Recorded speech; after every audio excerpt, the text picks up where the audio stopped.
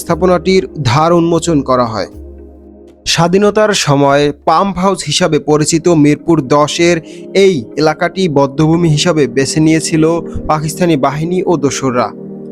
বর্বর পাকিস্তানিরা স্বাধীনতাপ্রিয় বাঙালিদের তাদের ট্রেনিংপ্রাপ্ত জল্লাদ দিয়ে পাম্প হাউসের কূপের সামনে শিরচ্ছেদ করে পানি ভর্তি অন্ধকার কূপে ফেলে দিত।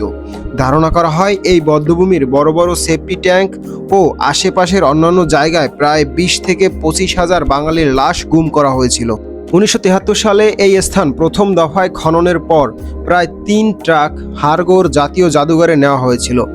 জল্লাদখানা বধ্যভূমির লোকেশন হচ্ছে, আপনি ঢাকার যে কোনো স্থান থেকে মিরপুর 10 নম্বর গোলচত্বর চলে আসবেন প্রথমে। পরবর্তীতে আপনি রিক্সায় 20 টাকা বা 30 টাকা রিক্সা ভাড়া দিয়ে খুব সহজেই জল্লাদখানা বধ্যভূমি চলে আসতে পারবেন। বেনারসি পল্লীর প্রথম গেট ধরে সামনে আগালেই আপনি জল্লাদখানা বধ্যভূমিতে সহজেই পৌঁছে যাবেন। পথচারী আমরা, পথে পথে গল্প কুড়াই, ইতিহাসের ধুলো মুছে সত্যটাকে ছুঁই। প্রিয় দর্শক, আপনি যদি কখনো ঢাকার মিরপুর এলাকায় আসেন, অবশ্যই জল্লাদখানা বধ্যভূমিটি একবার হলেও ঘুরে দেখবেন। ভিডিওটি ভালো লাগলে লাইক, কমেন্ট এবং শেয়ার করতে ভুলবেন না। ভ্রমণ বিষয়ক তথ্য এবং ইতিহাস সম্পর্কে জানতে পথচারী চ্যানেলটি সাবস্ক্রাইব করে রাখুন।